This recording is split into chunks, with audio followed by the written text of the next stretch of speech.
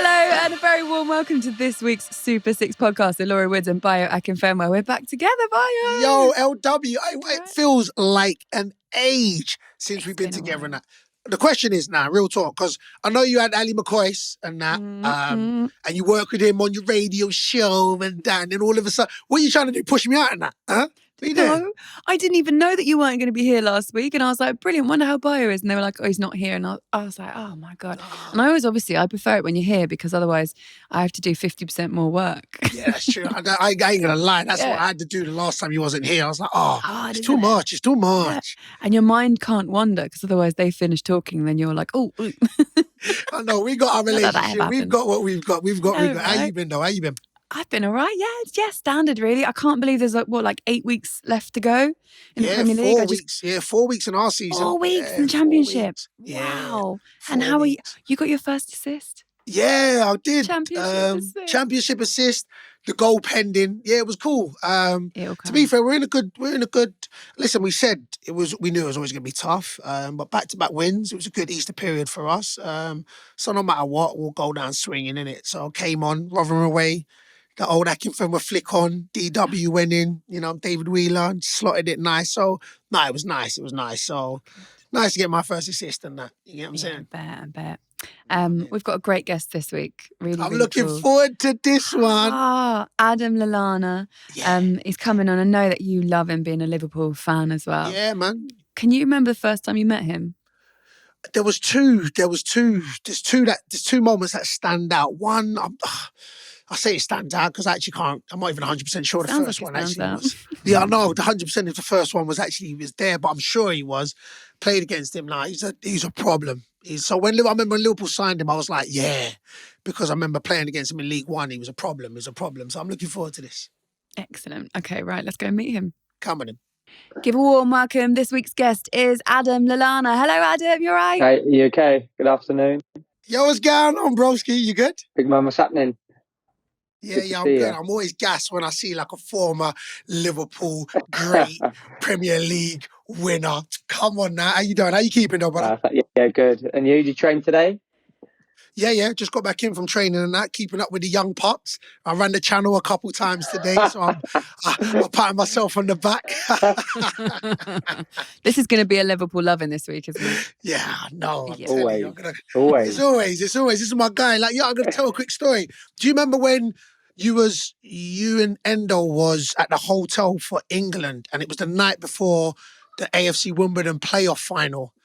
And you boys took a picture with us, man. They took the time out, took a picture, gave us that little talk, and it was like, listen, take it. You know what I'm saying? Enjoy the game and take it. And we went out there and we took the game and we won it. And I still got the picture somewhere. So shout out for that. Love. Anytime. Right, okay. Let's see. I knew this is going to happen. Adam, this is going to happen quite regularly through the piece, but it's fine. We can let it happen. How are things with you at the moment and how is life at Brighton? Do you know what? Really good. I'm absolutely loving it down there. I've settled in. Probably took me, 6-7 months to settle. But now I know the boys. You know what it's like when you join a new club. It takes a little bit of time, and I suppose looking back at my history, that happened at Southampton and at Liverpool. It probably took me 5-6 months at Liverpool first season to settle. And absolutely loving life, loving training, loving where I'm living, the football we're playing, just everything about it really. The move's been perfect. Does it take a little bit longer when you're moving clubs, when what's happened as you've moved is the world is like completely in lockdown? So is it I suppose you're still seeing each other every day and that side doesn't change, but just everything else around it? Yeah, maybe. I mean, when you join a new club, you want to kind of see the boys outside the football as well, so you can let your guard down a little bit and find out different things about your teammates out of the pressures of the life as a footballer. And that hasn't happened. Sometimes you go for some food or go and have a drink, but that hasn't happened. But it's still taken time to settle, even coming from Liverpool, coming from a big club, coming to Brighton. I didn't know anyone in the dressing room, played with no one before, so it was still a little bit daunting, and I'm not embarrassed to admit that. It gives, I suppose, I kind of look at foreigners that come over to the country that can't even speak the language, and they're coming to new clubs, and you've got big admiration for them and respect for them, because that's a completely different ball game. But no, totally settled now and absolutely loving it. All right, so paint that picture. So it's the same because, of course, we're in the same boat in the sense where we've got new players that's come into our team, and we keep telling them about, oh yeah, you know what, the banter, the togetherness, which of course you can see, but you kind of get that off the pitch as well. So explain to the people how difficult, because I was saying this, I was like, we ain't been able to have development days. We haven't been able to go out to Yeah, eat, yeah. we ain't been able to go out to, we didn't have a Christmas do, which is massive. For footballers, it's massive. So you're moving from that bond you had and the togetherness that you had with one club, and then how hard did you find that? Because some of the players have said the same thing in our club. Yeah, they can see and they saw the togetherness, but we haven't been able to, not saying gel, because you still play with each other and you're still vibing, but that whole togetherness that you kind of just get. How hard has it been? You know what I'm saying? And just explain for people that don't understand that. The togetherness, the team building. It's not created overnight. The Liverpool kind of camaraderie, the strength we had there was built over 3-4 years, and the lads that kind of were there from the beginning would welcome the new lads, would make them feel comfortable, and it's like a process, and I see similar things kind of happening at Brighton. Okay, maybe not to a bigger scale, but I feel we're kind of on a journey, and that journey has so many processes, and it might be a couple of years before we kind of get to where we want to get to. But I kind of see it already at the minute. I see, foreign lads coming from different countries. They're learning the language, they're adapting to the culture, they want to get involved, adapting to different styles of play. And it's difficult when you can't take them out of the environment where the pressure is, so they can relax, have a drink, play a bit of golf, just loads of different things where there aren't the pressures there, because it's intense when you're in the environment, in the dressing room. You're competing against one another. Everyone has an ego, so everyone wants to do well for themselves. But the ultimate goal is to do well as a team, because that's what the ultimate thing to achieve is to win as a team. All right, Lawrence, I'm going to ask you a question, and you got to be honest, yeah? When you walked in, did you walk in with your Premier League medal around your neck? Tell the truth, please. Tell the truth. Did you walk in and was like, my people, I'm just... probably I was consciously maybe a little bit kind of worried about that. So I was probably why? Tell me why why was you worried about? Because we know. Listen, I'm not. I probably just don't feel comfortable. I just don't feel comfortable. I don't know. Just I'm always conscious about speaking about Liverpool, speaking about winning the trophies, my past, speaking about Jurgen. But when asked about it, of course I'm going to speak about them and speak about my memories and my experiences there and how much I loved it. And maybe I speak too much when I get asked, but a lot of the lads are interested. Like we've got a German, Pascal Cross, who's a top player and football fanatic, and he loves asking me about Jurgen and what he does here, what he does there, and how the team played and this, that, and we're like football geeks. We talk for hours. And he sits next to me in the dressing room. We speak about the games every night, and how did Liverpool do last night, and just constantly, we just love football at the end of the day. It's not just Liverpool. We speak about Bayern because he's a massive Bayern fan, and obviously German football. So no, the lads have been, to be fair, they've been absolutely great with me and made me feel at home probably from day one.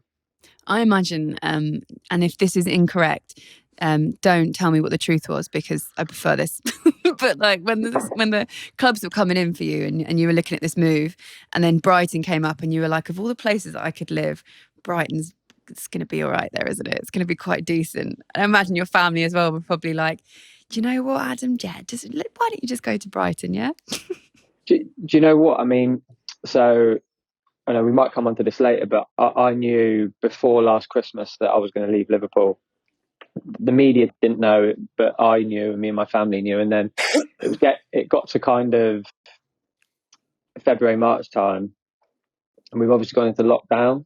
The first lockdown happened, and although it was, the pandemic was terrible, it was great to spend so much time at home with family. I'm sure a lot of people had the same experiences, and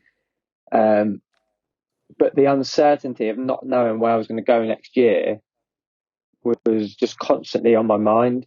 Because us footballers, we like routine. We get told where to be, what time we're training, what time we're playing, almost when we're eating, what we're eating. So kind of not knowing was, annoying. I just wanted to know. I was speaking to my agent, and there's nothing. We don't know what clubs are going to be in the Premier League next season. This, don't know whether financially, we don't know what it's going to do to the footballing market. But I wanted to know where I was going as soon as the season finished. I didn't want to kind of play the waiting game and be like, do you know what, if I wait, then I might have 5 or 6 or 7 offers come, halfway through pre-season. I wanted to walk into my new club July 1 or first day of pre-season to give myself the best chance of settling. And, if you've got offers from clubs by then they want you, so you feel valued. And the minute Brighton stayed up, I remember they got back-to-back wins, I think, post-lockdown against Norwich and Arsenal. I just knew. I knew that I went, and that's my club. I just knew. And I met Graham Potter for the first time on their last game of the season after they beat Burnley. And I think I drove down for my medical 2 days later. What was it about Graham? Because he's interesting, isn't he? And the way that he looks at football and his approach to games. What makes him different? What did you like about him? He looks like a teacher as well. I ain't gonna lie about that. I won't even front Lallana. Do you know what? Do you know what?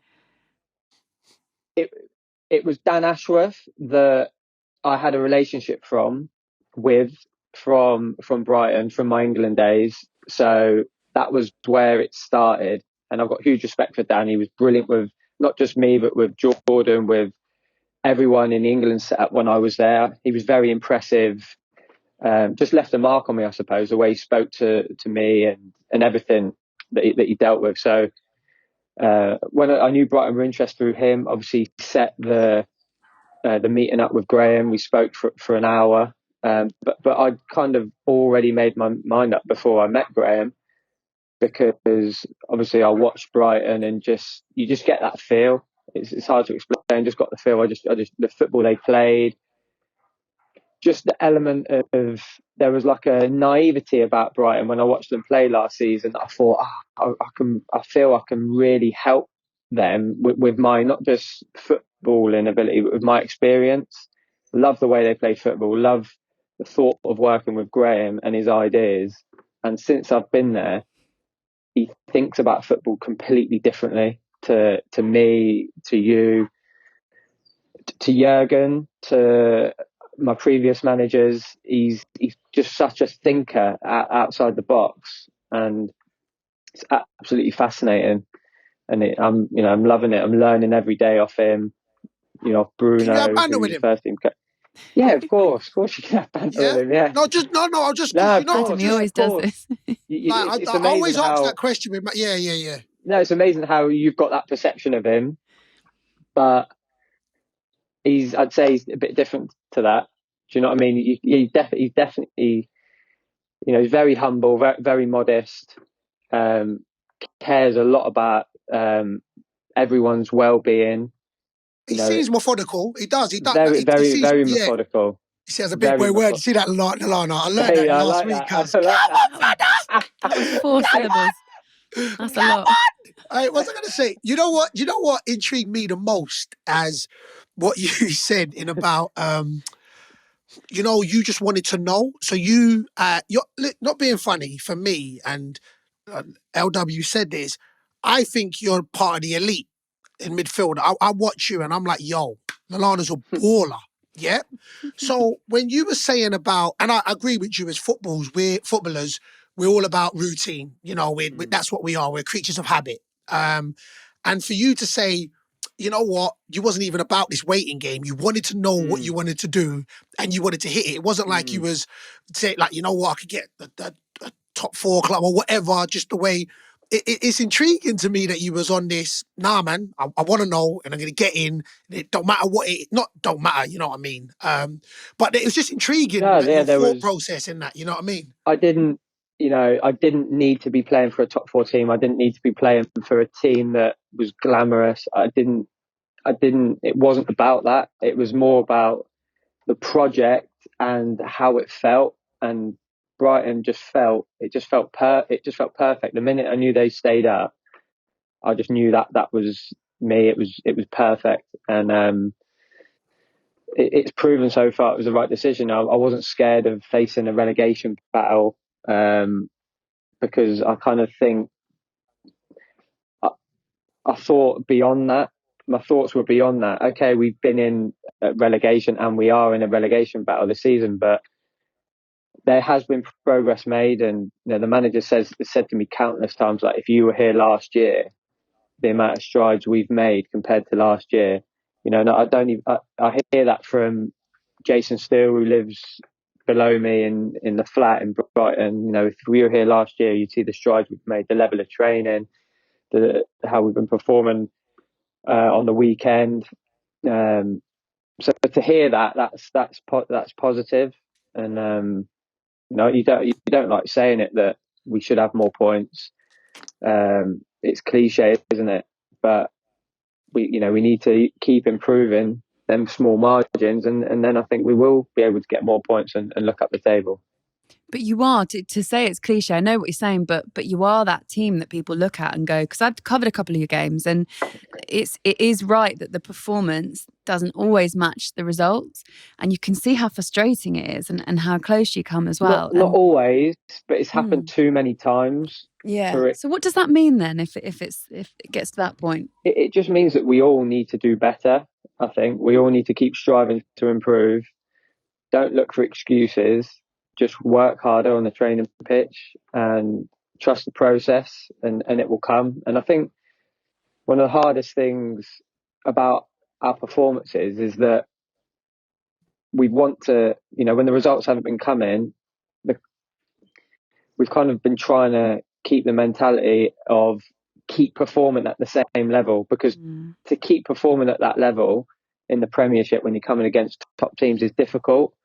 So it was almost like, let's not try extra hard. Let's just keep doing what we're doing. And, the percentages will say that we'll pick up results, we'll pick up points, we will score goals because we're getting into good areas. We just need to be that bit more ruthless, with each other, with our standards, and it will come. And I feel that's happening. See, I think that's the hardest thing, is trusting the process. I think that's the most powerful thing you've said in that. As players, is trusting the process. Is everybody being on the same hymn sheet, and you know what I'm saying? It is football's an ego sport. Football can be very individualized, but the hardest thing is to get everybody on that collective goal. So exactly, don't even try and go to the extremes. Continue at that level, and over the course of a season, if you trust in the process, you will get there. And that's what, to me, fair, I get it. We always look at. I like Brighton.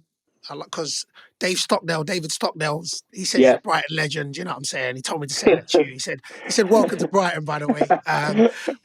So he says it. He says it. So of course I've got a little soft spot for Brighton, and it's just you watch them play and all the football, and the hardest thing is to put the ball in the back of the net. That's, we know that, getting goal scorers, but yeah. I like the way Brighton plays, even with the school teacher manager. I like the way Brighton plays. But what you said, for me, I get it. Trusting the process, and at the end of the day, you will be where you're meant to be.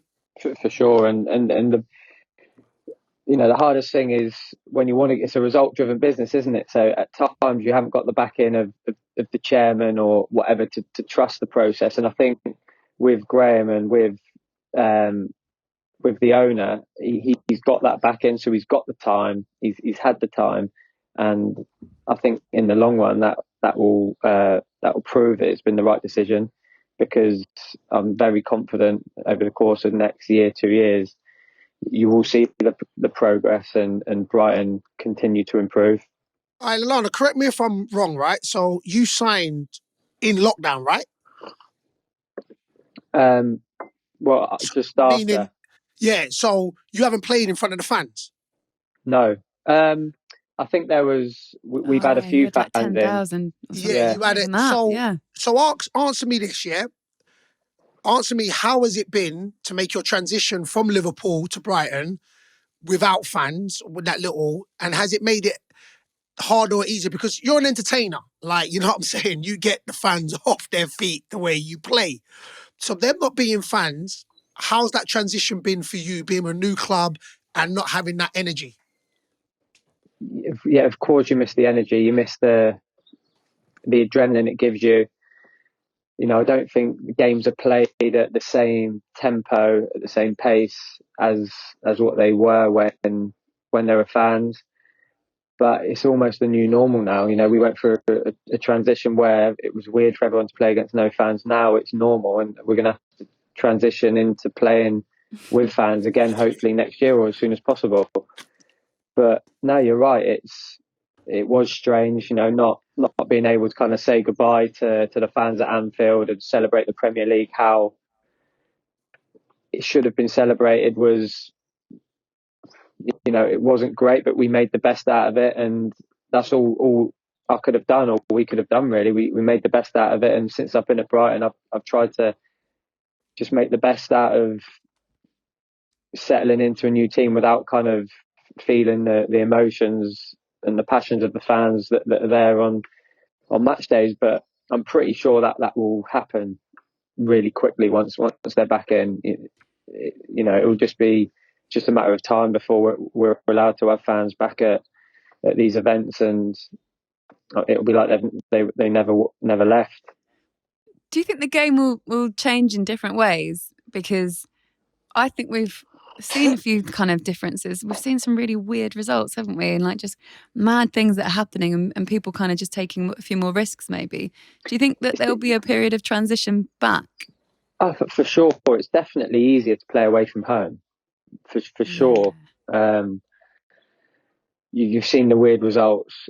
They're not the noises. I went to Anfield and won with Brighton this year, and Let's not it's talk just about that. Let's not talk about that. Come on, let's not it talk was about that. just That's not a weird it's just result there. Good.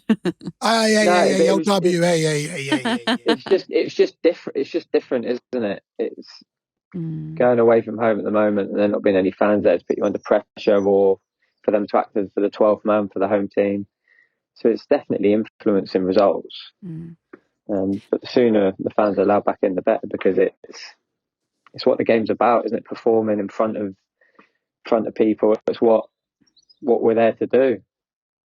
This weekend is going to be quite important because you've got Everton coming up, Yeah, and also Burnley are playing Newcastle, and yeah, they are above and below you, just yeah, above the relegation zone. So you guys must be looking at this weekend thinking this could be massive. yeah. I think so. I think I was speaking to someone a couple of weeks ago, and this was when we were kind of.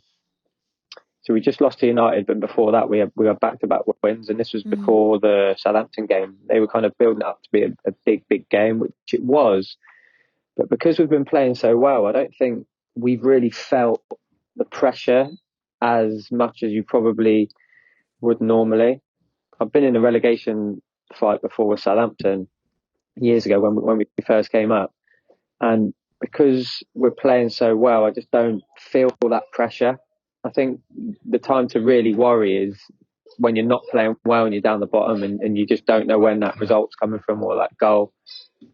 But because we've been playing well, it's never really felt that we're right in it. I've always had that bit of confidence that we keep doing what we're doing. We're going to put a run of results together, which we did against Southampton and Newcastle, but lost against United, and now obviously looking at the next game, especially if results don't go away this weekend, then it's a lot riding on it again.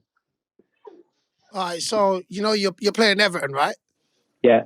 All right, so tell me, as a former Liverpool man, you score. It means a little bit more, and you'd be like, yeah, I got you. Maybe a little bit, yeah. Yeah. Being an ex-Red, and the rivalry's big, isn't it? So yeah, there'll be a little bit more riding on it. Blessings. I'm going to ask this question because I know Bayo won't ask it. We're going to talk about Liverpool a little bit because it must still be big for you.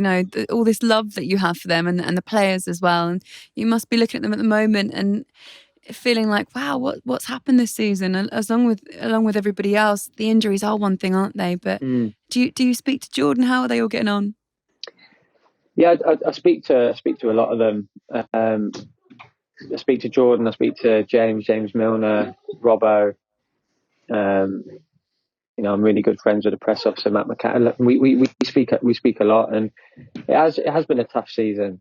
Tough result midweek in Madrid, but they're still not out of it at the moment. So if they can find a massive performance in the week, it will kind of give them a bounce for the rest of the season, because they'll obviously want to get that top 4 spot. But I think it's been a flat season in so many ways, and they won't use the excuses are obviously there. They won't use the excuses because I know what Jurgen's like. I know what the lads are like. You can't use excuses at this level. They'll just deal with what's in front of them and do their best to turn it around. It's as simple as that. That's all we can do. When you learn your most in football when you're kind of at your most vulnerable and when you're in the thick of disappointment. So they'll be kind of backs against the wall. They'll be all together trying to fight against all the outside noise that's going on. They'll just be kind of together and trying their best to find a result, a big result against Madrid next week. I mean, what it's like as well. But when you're in a relegation battle and people are, there's so much noise, it just makes you come closer together. Yeah. And just to fight that much against everything. So look, I'll touch on the Liverpool thing in it, just because for me, I think it's massive in it, in the sense of when you went there, Brendan Rodgers brought you there. I think he got sacked a year later. Is that Yeah. Okay, so then how was your take? So you've gone from Southampton to a massive club, Liverpool. Brendan Rodgers takes you there. Then the manager gets sacked. So are you then not nervous, but are you like, okay, I've got to start again because Jurgen Klopp's coming? Just talk me through that process from the beginning, the middle, and then listen, we kind of know the end, but just talk to me through that process. Well, look, my first year at Liverpool was really tough looking back. We lost Luis Suarez. They sold Luis Suarez. Sturridge wasn't fit for much of my first season. And we had 7 or 8 new faces, myself being one of them, Ricky Lambert, Balotelli, Emre Can, Markovic, Moreno, the left back. So there were so many new faces. And the expectations were to win the league because they just come up short of winning the league against City. And we were miles away from winning the league that year. Just, as I said, 7 new faces. And it was just such a tough year. I can't put my finger on it. It was just really, really tough. I found it difficult to settle. Wasn't playing very well. Trying too hard, which is a normal trait for me when I want to do well when I'm going somewhere new. So yeah, it was difficult, and I'm pretty sure Brendan will say the same thing, that year was very tough. And unfortunately, Brendan left, and Jurgen come in and properly kind of stripped it back. I remember him coming in and having his first meeting, kind of getting.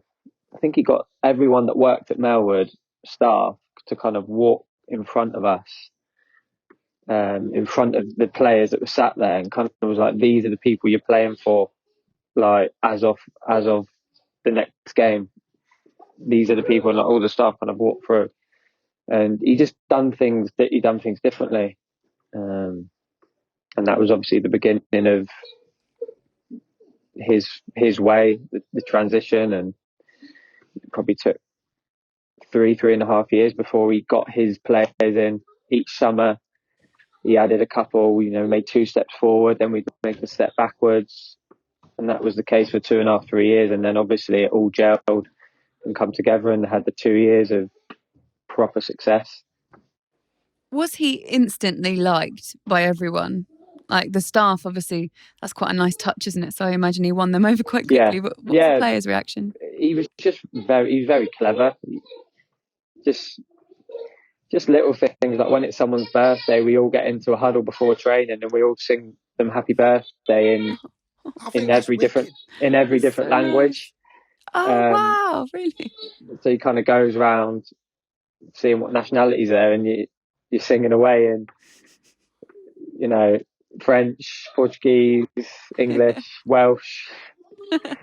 So when you signed with, look, we'll touch on the whole Southampton affiliation with Liverpool in a bit, but so you definitely signed with, you and Lambo signed, so Lambert signed, and so you played with him, and even though you said you was going for a tough time, did it make it slightly easier that you had known these faces? So, even though Liverpool, the institution, how big it was easier because you've touched on not knowing anybody at Brighton, and even though you've learned and you've gained more experience to be able to move into the Brighton, was it easier or not?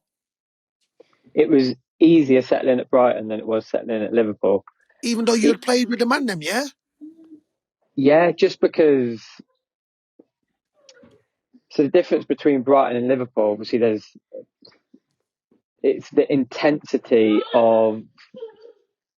It's 24/7 at Liverpool, like 24/7 intensity. Like since Jurgen was there, he changed the times of training, so it would kind of mirror when you'd play. So if kickoffs at 3:00, then you'd be training, leading in at 3:00. If it was at 7:00 in the evening, a game, or 7:45, the latest I think you'd go is 5:00. But it was just so intense. Like it just felt like every day of your life was dedicated to Liverpool Football Club. And that's how it should be.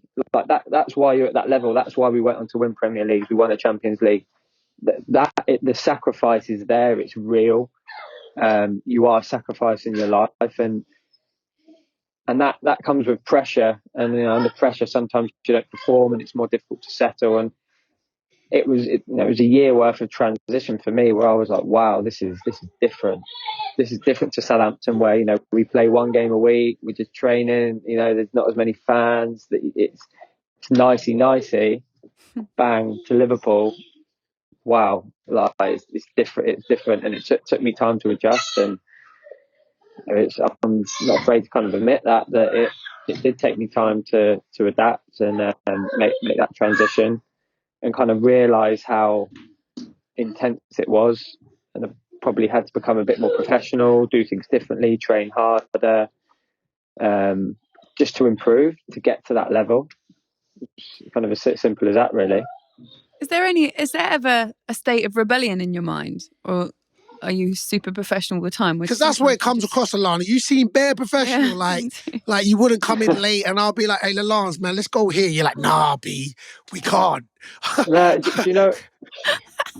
I think the older I've got, the more professional I've become. It's crazy because I'm the same. So when I'm kind of like getting angry at a 21-year-old for being late or for showing bad body language, not angry at him, but just trying to educate him and say, listen, you can get better by not giving off that energy, by being on time.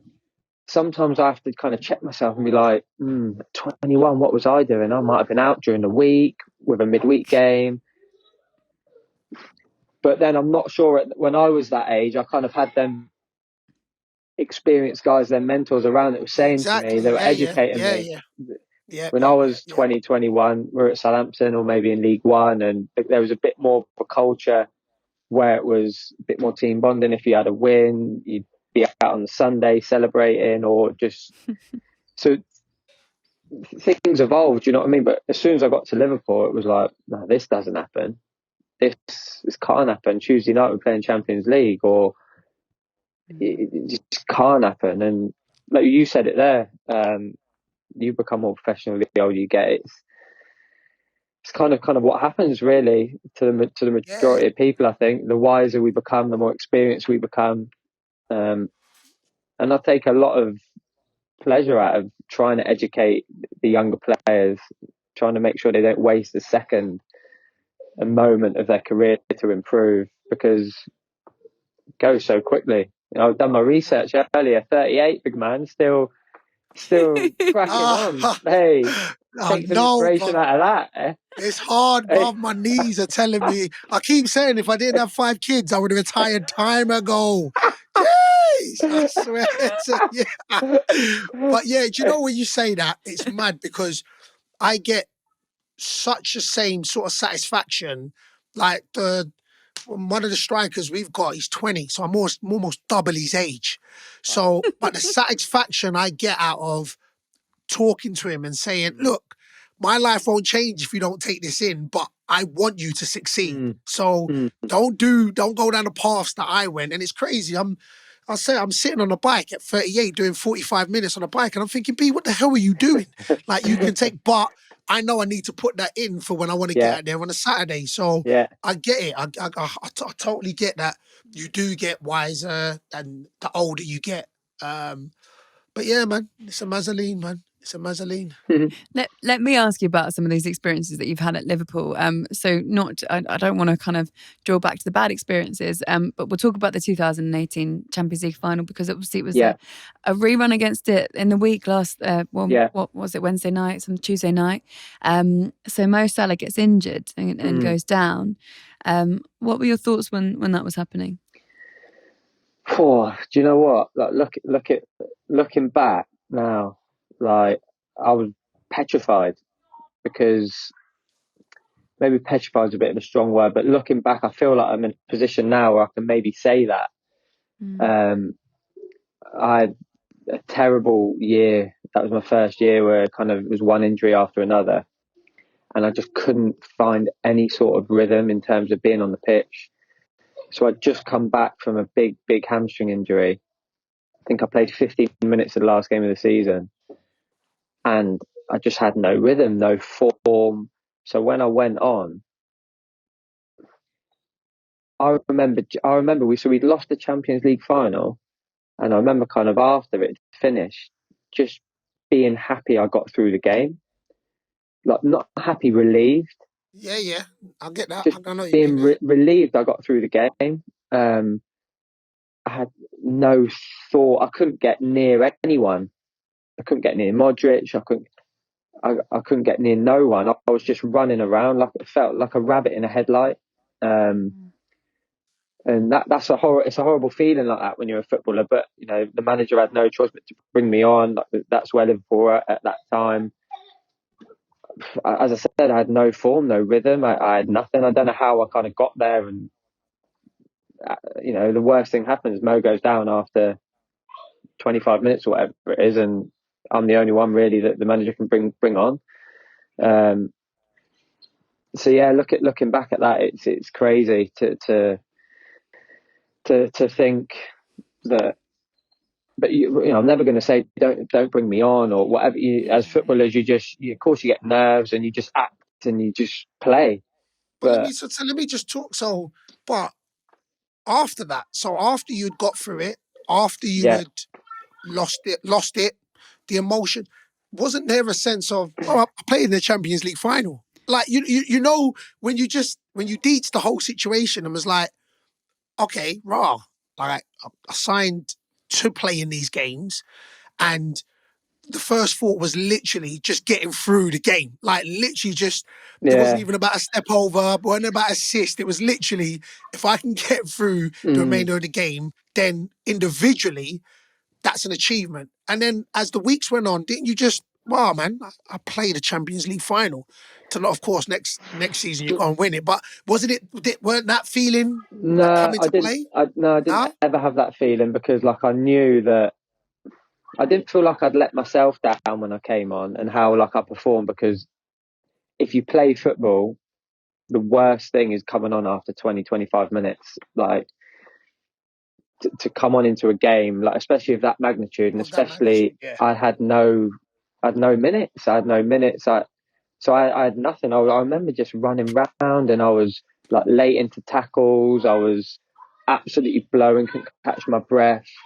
Um,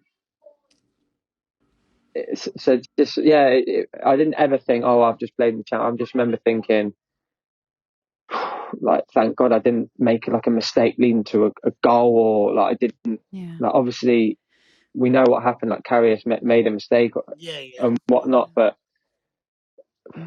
we were in that game as well. I remember we scored to make it 1-0, and I remember thinking for the next Trust 5 minutes I know. we've got Yeah, these. Like for yeah. 5 minutes, the fans got up. I was like, we've got this, and almost like was riding the wave at that time because I'm there on the pitch and we've got a goal back, and you've got the momentum, and then Bale flipped done the overhead kick, and it just It was a it's wrap. like Yeah, it was the a wrap. balloon had just popped. It was like wow, So wow. I've got to ask because that Loris Karius moment or the two moments were must have been so difficult. I know they're difficult for the fan base to take, but for you guys that were involved in it, and also for him afterwards, how do you did you speak to him? Did you try and console him? Did he want to be consoled? Did he apologize? How difficult was that? Of course, you want to console him and you want to help him as much as possible. Mistakes are the only thing in football that are guaranteed to happen in matches. Yeah, yeah, Mistakes. So, and it's just about how you react from them. And unfortunately for goalkeepers, the littlest or biggest of mistakes can have catastrophic results.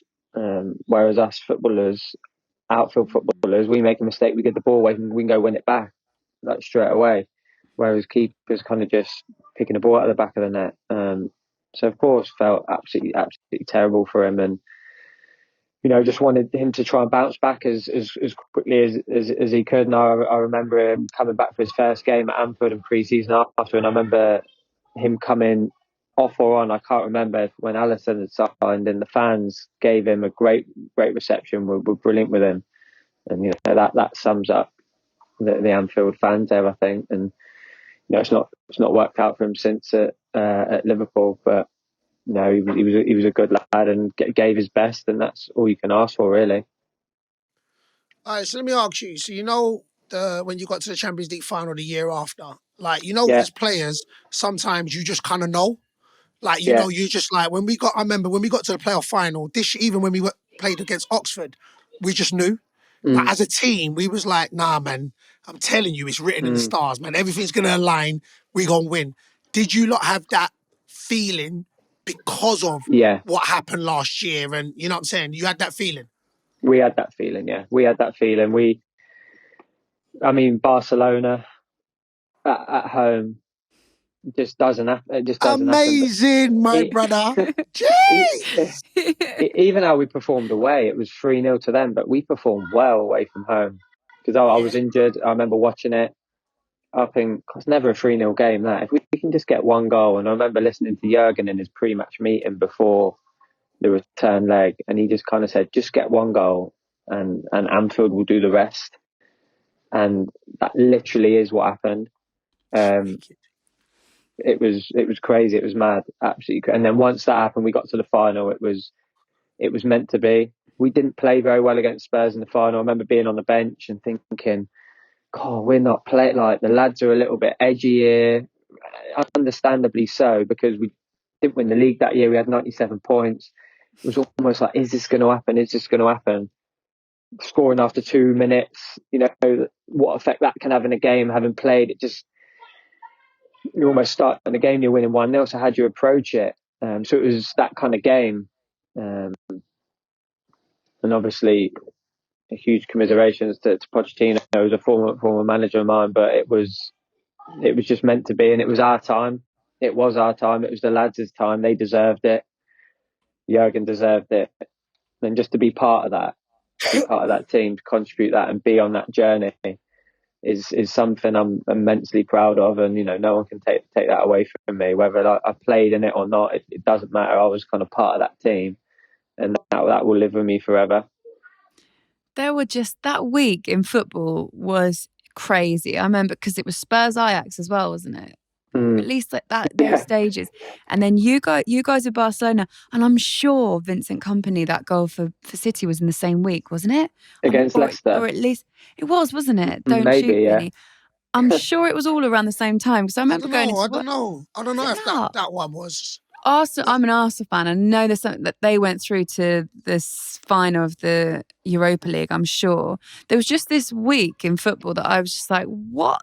There was so much going on, so many of these incredible results and just like massive moments that it was just amazing. Like it was such a time, I think, for all those fans to be involved at that point, even after everything that happened. I'm sure Vinny was in the same week. Anyway, whatever, it doesn't really matter. But that in particular, that game and all of those little things that happened in that game, I know what you mean when you almost kind of it felt like you guys had some sort of a momentum with you that just lifted you through. And then obviously the following season, to go on and do that in the Premier League as well. Did you as a team, and did Jurgen as a manager sort of say to you, well, you've learnt from losing the Champions League, you've gone back the next season and done it. You've learnt from being pipped in the Premier League and now we're going to go back and do it again. How does he talk to you at the beginning of that season? I think, it was at that, we had a group that it was like no other group. Jurgen didn't even have to say that to us. We just kind of knew ourselves, like, we just knew ourselves. We had that mentality. We had that core group where it was just men everywhere. You look left, there was a man, right, up top, back, down the spine. It was just men. There was leaders everywhere. And that's how we performed that season. We won ugly. We won 5-0, 6-0. We won last minute. We'd score early and shut up shop. We were just ruthless. We'd make changes, we'd still win. I remember him making like 6 or 7 changes for the Merseyside derby at home, and we won 5-2. And I played in that game, and it was just to make that many changes in the Merseyside derby and to win that 5-2. It was just you just felt there was something. It was something going on. It was momentum that was just spread throughout the whole squad. And it was great to be involved in and be part of.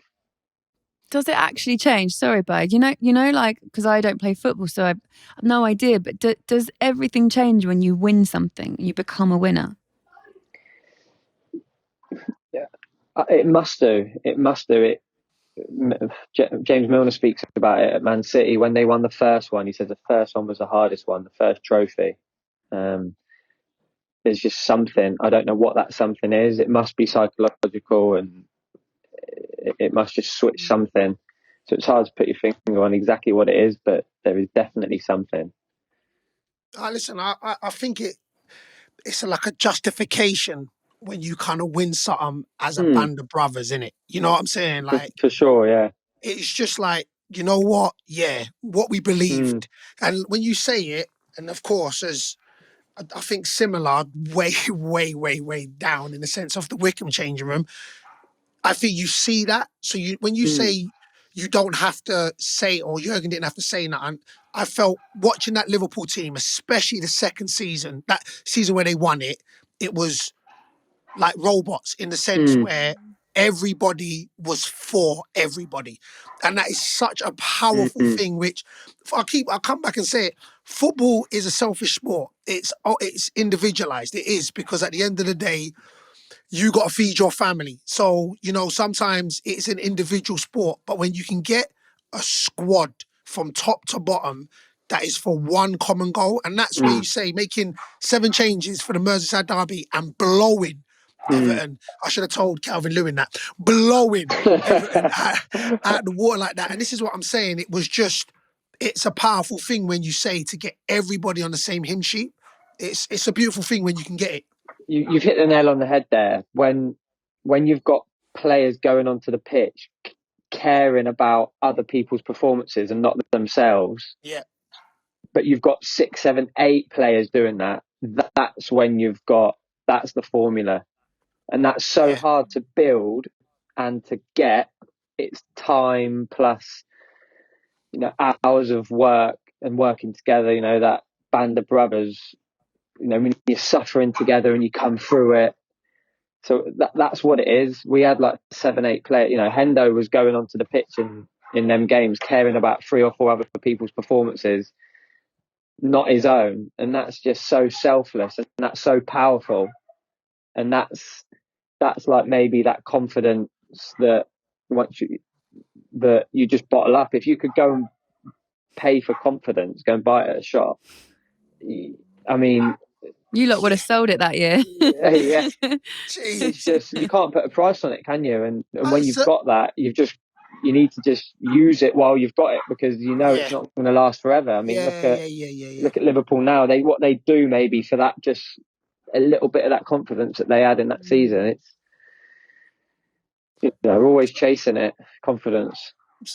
So even by the way you speak, like you speak like you've always had this self-assurance, even though, like you said, you're like, listen, I say it's been intimidating at some times, it's been daunting, but you've had setbacks, both collectively with teams and personal. Where is the sense of that inner strength? Has it always been there, to come back and continue to draw on that inner? Has that always been there with you? No, I've doubted myself so many times. I'm sure will continue to at times in the past, but my kind of go-to is just give my best, do my best. Like, can I look at myself in the mirror and say, am I giving my best? Can I do a bit more? What can I do a bit differently to get better? And I think I just try to always look at it at that angle. And then hopefully I am, but to always ask myself, can I do more? Can I improve?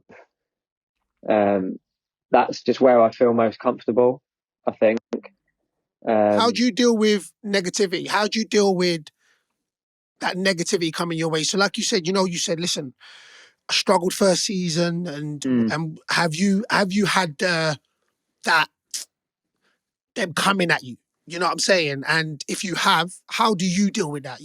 So are you on social media and all them things? Yeah, I'm on. Yeah, of course. Listen, I learned years ago to only kind of read the press when things are going well, or I perceive things are going well, because there's just no point when they're not. When they're not, it's like I know I'm going to be getting criticised for my performances. So kind of what's the point? And when things are going bad, who do I want around me? I want my teammates around me.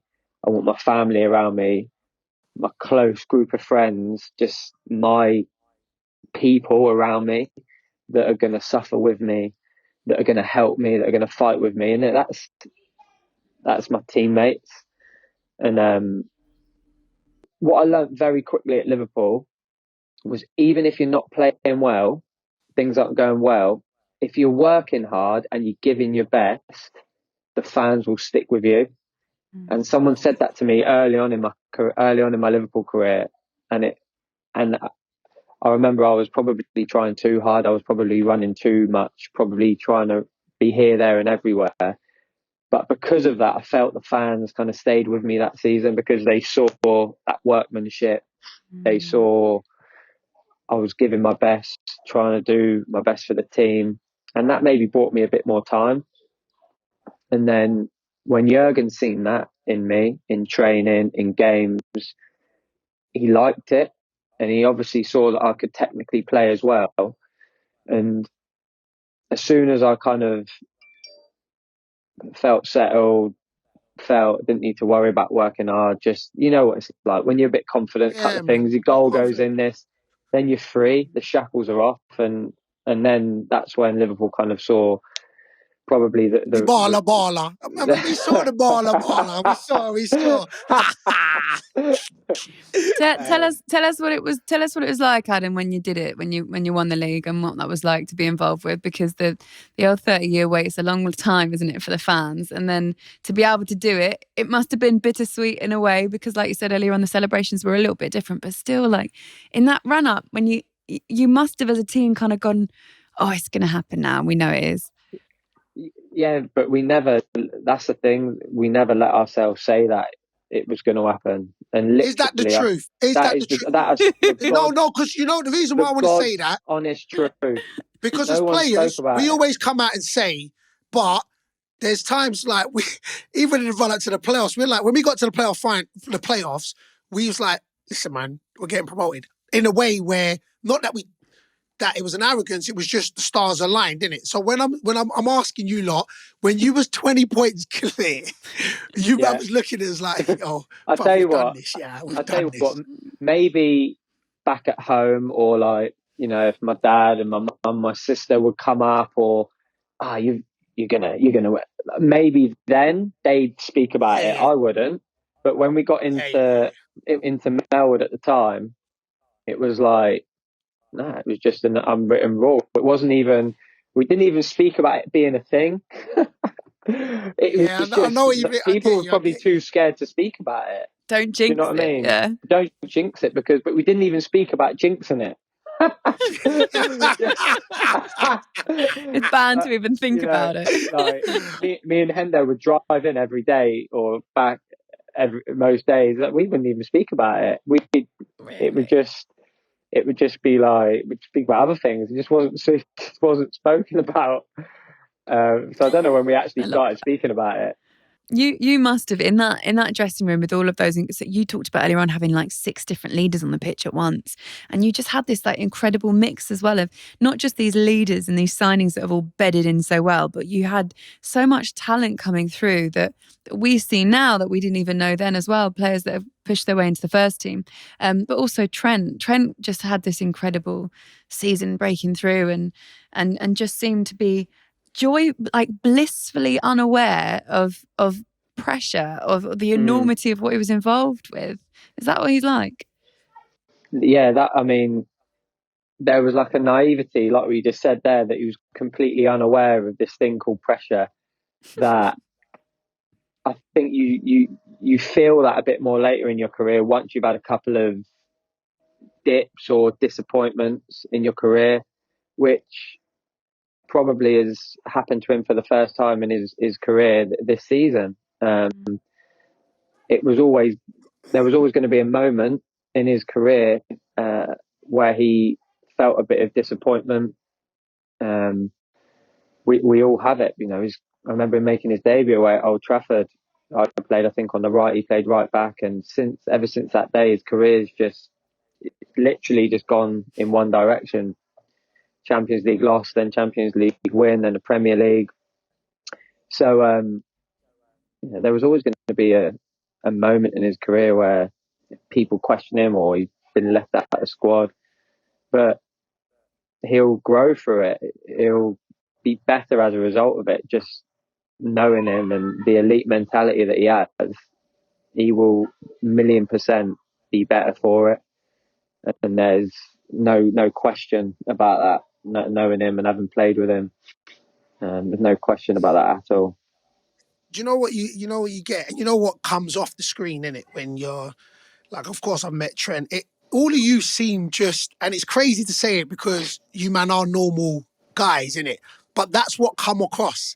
Robbo, Trent, Verge was quite relaxed, Gomez, Hendo, yourself. You know what I'm saying? You had the front three that was they saying was the je ne sais quoi. Superstars. You know what I'm saying? But superstars are words. yeah, they were I'll say the je ne sais quoi because you're all superstars to me. But that's what come off in it. It just came off like you said. You're like, rah, we're here to do a job, and we're doing it, and we enjoy each other, and you just zoned in on what you was doing, and that it was powerful. And I think sometimes not I'll never take away from the ability, but that connection is as powerful as tactics, as the ability, and that's what it looked like you had. You know what I'm saying? Of course, winning games does breed that, but it just seemed like there was no egos, if you know what I mean. No, It just seemed like no egos. You know what I mean? I think someone asked this to me a few weeks ago, or whatever, and it was like kind of what motivates you and to play football. And the older I've become, the easy questions to say, "Oh, my family, my kids," but it's my teammates. My teammates motivate me to play football, and that my teammates are what inspire me. And at Liverpool, that was the case, and now that's the case at Brighton. It's like being part of that team, a team. Um, it's them that inspire me, them running for me, them tackling for me, them blocking a shot in the 90th minute to save a goal. Just to be part of that team, that's what motivates me. And I think it coincides with coming to the end of your career, because that's what it scares me, not being involved in football, not being a part of a team. Because that's what I think I'll miss the most. And you might be able to relate to that as well. The moment when you stop playing and you're not kind of part of that team, because you can get help from your teammates, and that's a nice feeling. You're in it together. It's not like it's not like an individual sport where you're on your own and you've got to bail yourself out. And as I said, at Liverpool, we had that again in abundance. And I feel Yeah, like I think. at Brighton, we're creating that now. I feel we are creating that, and it's great to be a part of and see different stages of it, I suppose. Yeah, I so agree with you, and we touched on that. I'm 38, and it is. I remember coming back from my operation this year, and of course got into the champ, and then just not feeling the same. And Mm-hmm. you go out on the training pitch, and just the energy from the boys who will be like, "No, stand still, I'll do that running for you." Like you're a long time Yeah. retired in it, and there's no. I don't think you can ever recreate that togetherness, that bond, especially through trials and tribulations and then success. There's nothing you can't. Mm. To be fair, I'd say my body is. It's been saying for a while to kind of just hang on the booze and that. I ain't gonna lie, but that's what I will miss. It will be that when you're like, and we said it the last game. I think a couple corners were coming in, and we looked at each other and said, "We'll do this all day." That you can never like. I don't care what anybody says when you ain't played that game. That's the thing. That's the thing that is you'll always miss. You can never replicate that buzz, Mm. that togetherness is Mm. powerful. And when you find it, and because you've been in different changing rooms, and then when you find one that there's all different changing rooms, but when you find one that just clicks on all levels, Mm. it's a utopia. Mm. It's a feeling that you're just like, yo, this is real. Mm. Oh man. Agree, love it. What do you think? Have you got plans for what you will do post football? No, nothing like set in stone. I feel like I'm kind of finding myself again at the moment. Like I'm loving my football. I feel like I'm playing really well now. I'm settled. I feel like myself. I feel free. I'm not worried about injuries, or I'm just playing. And to be, I wanted to kind of prove it to myself that I could kind of get back to that level again. I think off the back of my last few years at Liverpool, because I was playing a different role there, and it was a role I enjoyed and fell into, and circumstances happen, things happen, and I wasn't playing as regularly as probably people would like, but I loved every moment of it, and I've just kind of wanted to, I just feel like prove to myself that I can still play week in, week out, um, at the highest level, and I kind of wanted to do that before I even think about the next stage of my career, because I don't have that space in my head to kind of do both. I wanted just to completely focus on playing football for the next 3 years, and then kind of see where I'm at after. Really, I really do enjoy helping players, people. Football's what I know. Spent my whole career doing it, so to step out of that, I think would be pretty stupid or silly, whatever. It's what I know, and maybe be a coach, maybe a manager. I really don't know at the moment. While we're talking about like the youth, I just want to bring you back to the beginning. So started off at Bournemouth, scouted for Southampton at 12, and then you signed for them Yeah. as well. And then you're just part of this like incredible rise at that club through the ranks, through the leagues, from League One to Premier League, mid-table. Like it just like what was it like being a part of that team with those players? What were the stand-up memories? I remember getting relegated in my first season in the Championship. We had a couple of Dutch managers, and we got relegated. And the club went into administration, and Alan Pardew came in, and we were in League One, 10 points deduction or whatever it was, and he was like a proper manager. He was a big manager when he came to us, and that's really when it started as the rise, And me playing in League One, a few people would kind of say, you're too good to play in League One, blah blah blah. But that was the best thing that could have happened to me. Kind of taking a step back, playing 2 years in League One, year in the Championship, and I just kind of felt like the club and my progress mirrored each other perfectly.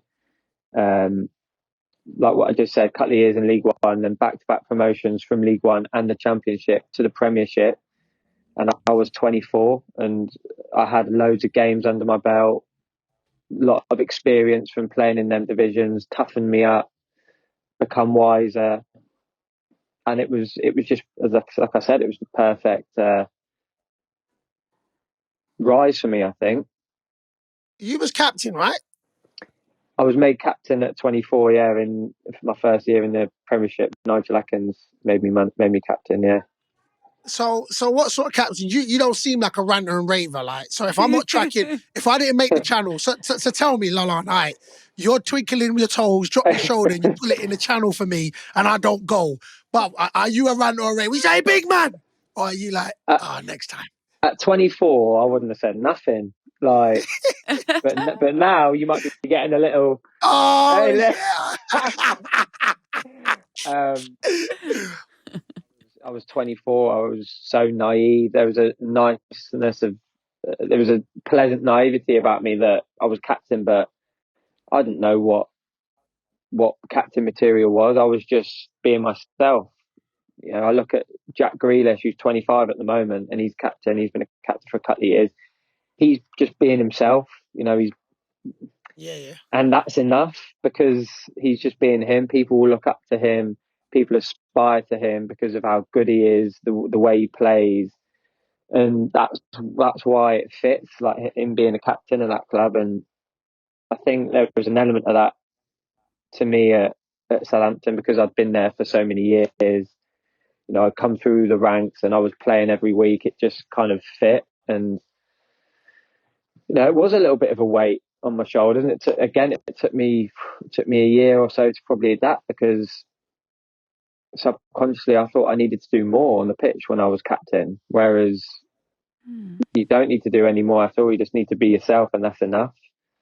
But I was trying to do too much, and whether that's didn't mean it to happen, it was just how I felt, and I gradually learned to deal with it and just kind of ignored the armband.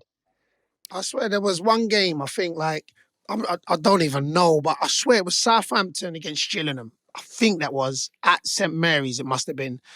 I must have been on the bench. I don't know if he was playing, but I remember Pardew was the manager, and I remember Lambert had a free kick. And Lambert had a rocket on his foot. Yeah. And I remember he had a free kick, and he put it into the wall, and they got the free kick again. And I remember Lambs, I don't know if you went to take it off him, but somebody went to take it, and Pardew said, no, Lambo, take it again. And he took it again, and he smacked it top in. So I was like, and it even seemed like your early days, with Southampton, it's not that you've been lucky, but you've been at clubs which have had a kind of good togetherness. And, like you said, Southampton went on back-to-back promotions, and you had the Lamberts and you had the Manes and the VVDs, and it was just y'all were just very churning fortunate. off players. Yeah, I mean, just churning off players. So go on, talk to me. Very fortunate in League One. We bought Lambert, we bought Jose Font, who was captain material. I mean, look at him now,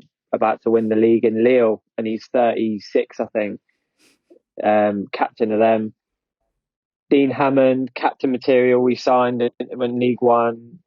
We had David Connolly, who'd been around, his experience, top player.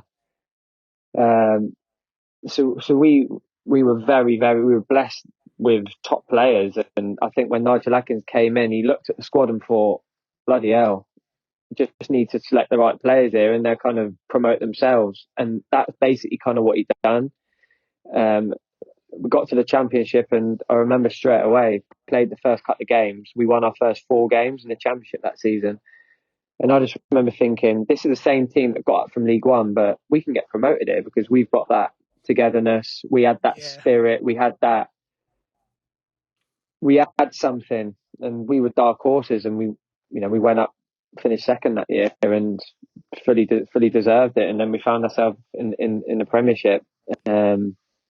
First game away at the holders, Man City, we were 2-1 up with 15 minutes to go and ended up losing 3-2.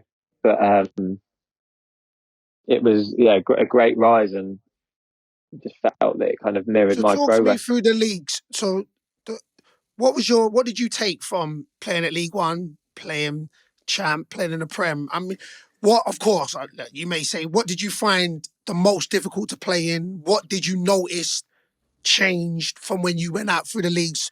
Talk to me. I only got to the Champ, so I don't know the Prem thing. Do you know what I'm saying? So far. Honestly, when you get to the Premier League, it's probably true when you say you've got more time on the ball. Heard that, man. It's the Champ's a fight. The League One's a fight. You've got a game every 3 days. You're getting a coach 5-6 hours. It's just explain that to relentless. Me though. You've got more time on the ball in the Premier League. Yeah, maybe because you're playing with better players that understand little things about football that get you more time on the ball, harder passes, just find different areas in the pitch because their space awareness.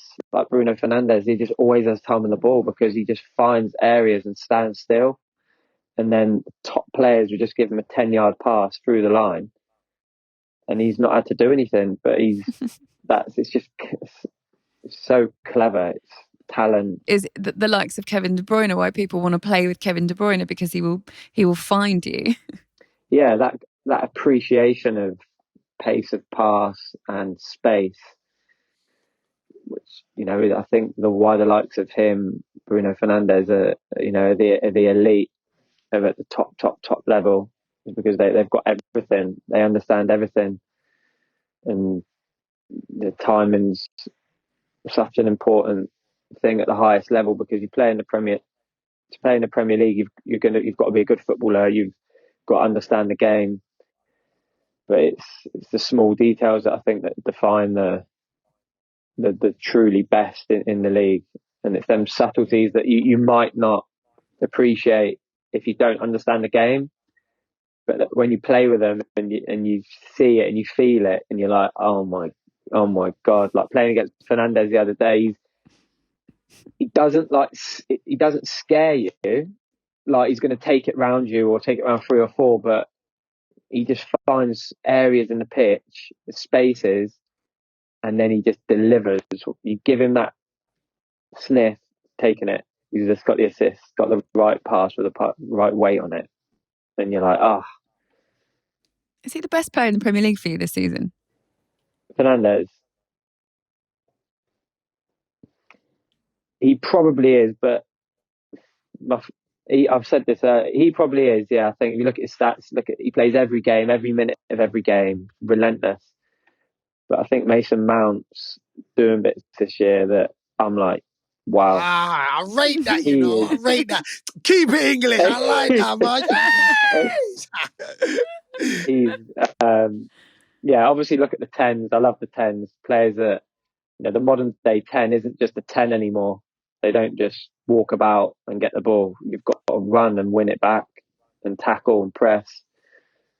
And Mason plays like that. Even Fernandez playing against him the other night, running about to win it back, doing everything. You know what I found with the leagues going up? League One, League Two, defenders kind of give you back the ball. So, you can you put it in and defenders will just either kick it off the pitch. What I found in the Champ, especially like the top level of the Champ, is they just recycle it and you don't get the ball back. So that means in the Prem, if you lose the ball, you may not get the ball back for 20 minutes. So that for me is what I noticed. The first thing I noticed, you know what I'm saying, not being funny, I think that you listen, you train, so you can get up and down, strength-wise, that don't really change. The literally is just how they recycle. So you're thinking, he's going to kick it back to me. And he'll just bang it into midfield or give it to the keeper who brings it into midfield. And then all of a sudden, they just recycle. That's what I find the level. And that's just the Champ. So then, of course, there's a level above that in the Prem. So I totally get what you're saying about getting more time, playing with better players. It is, man. It's just better players, just keep the ball because you may not get it back. Yeah. Get your rest with the ball. That's exactly it. Whereas like Champ League One, it would be more direct, more turnovers, more set pieces, but more physical for sure. More physical. My type of game. Your game, big man. Oh, well, look, Adam, honestly, we could speak to you all day about it, and there's so much that we haven't got through, but we're also quite appreciative of your time as well. Thank you so much. No, it was brilliant. Really it was enjoyed it. So fun. Thanks for having me. P.S. Hendo said, stop telling them lies about he never spoke to you when he first signed for Liverpool. He said, stop telling them lies, man. Hey, I didn't mention that. I could have mentioned that. Yeah, he did. I could have mentioned to me, but I try to get some stories. I was saying it. I was trying to get some stories, and he weren't giving it up. He said, I asked what your initiation song was. He said, I think you sang on a night out or something like that, so you was okay in that. So I was like, he wasn't giving up the goods. Did he genuinely not speak to you when you first joined? That's a little bit of banter we've got. Do you know what I mean? Like when Hendo's, take your time, and then he drops his guard a little bit, and I just give him a bit of banter. Like it took him 3-4 months to speak to me, even though I was playing in England with him. I